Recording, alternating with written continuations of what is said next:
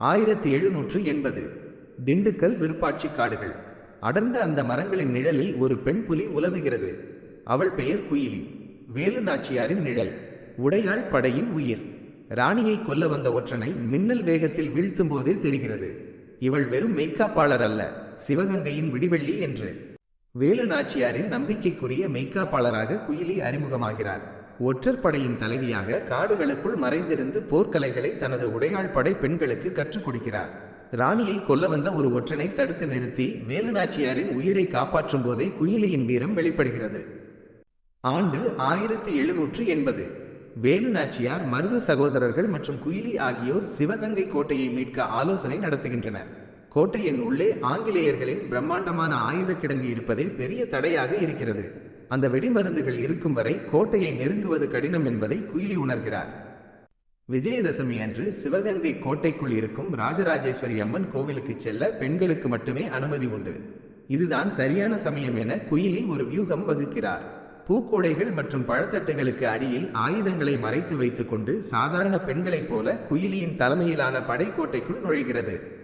கோவிலுக்குள் சென்றதும் குயிலி செய்கை காட்டுகிறார். சாமி கும்பிடுவது போல இருந்த பெண்கள் சட்டென்று மறைத்து வைத்திருந்த வாள்களை எடுத்து அங்கிருந்து ஆங்கிலேய காவலர்களை தாக்க தொடங்குகின்றனர்.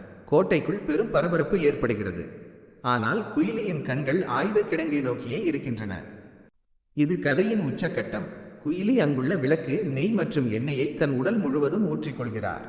தனது உடலையே ஒரு தீப்பந்தமாக மாற்ற துணிகிறார்.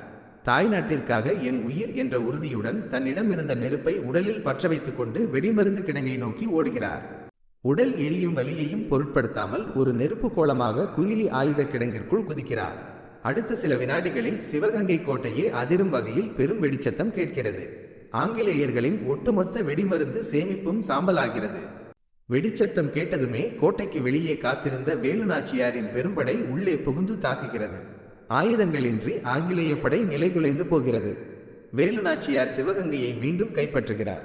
வெற்றி கிடைத்தாலும் தனது வெற்றிக்காக தன்னை எரித்து கொண்ட குயிலியின் நினைவாக ராணி கண்ணீர் மல்க நிற்கிறார். வரலாற்றில் குயிலியின் புகழ் நீண்ட காலமாக பேசப்படாமல் போனது உண்மையிலேயே ஒரு வருத்தமான விஷயம்தான். உலக வரலாற்றிலேயே முதல் தற்கொலை படை தாக்குதலை ஹியூமன் பாம் நிகழ்த்திய ஒரு மாவீரனுக்கு கிடைக்க வேண்டிய அங்கீகாரம் தாமதமாகவே கிடைத்துள்ளது. அதற்கான முக்கிய காரணங்கள்: 1. ஆவணப்படுத்தப்படாத வரலாறு. பிரிட்டிஷ் கிழக்கிந்திய கம்பெனிக்கு எதிராக போரிட்ட வீரர்களின் வரலாற்றை பிரிட்டிஷார் முறையாக பதிவு செய்யவில்லை. அவர்கள் தங்களுக்கு எதிராக நின்றவர்களை கலகக்காரர்கள் என்றே சித்தரித்தனர். குயிலி போன்ற வீராங்கனைகளின் கதைகள் மக்களிடையே நாட்டுப்புற பாடல்களாகவும் செவிவழி செய்திகளாகவுமே தங்கிவிட்டன. 2. சமூக கட்டமைப்பு. குயிலி ஒரு ஒடுக்கப்பட்ட சமூகத்தைச் சேர்ந்தவர் என்பது ஒரு முக்கியமான காரணி. அன்றைய காலகட்டத்தில் சமூகத்தின் அடிமட்டத்தில் இருந்தவர்களின் தியாகங்கள் அதிகார வர்க்கத்தினரின் வரலாற்றைப் போல எழுத்துப்பூர்வமாக போற்றப்படவில்லை. 3. வேலுநாச்சியாரின் நிழலில்.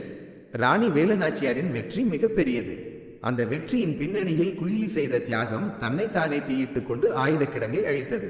வேலுநாச்சியாரின் வீரத்தோடு இணைத்தே பார்க்கப்பட்டதால் குயிலிக்கு என்று தனித்துவமான வரலாற்று புகழ் பரவ அதிக காலம் பிடித்தது. 4. கல்வி பாடப்புத்தகங்கள்.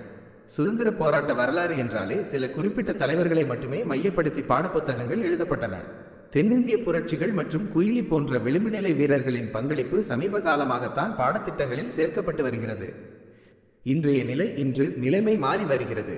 குயிலியின் தியாகத்தை உணர்ந்த தமிழக அரசு சிவகங்கையில் அவருக்கு நினைவு மணிமண்டபம் அமைத்துள்ளது. பல எழுத்தாளர்கள் குயிலி என்ற பெயரிலேயே நாவல்களையும் நாடகங்களையும் எழுதி வருகின்றனர்.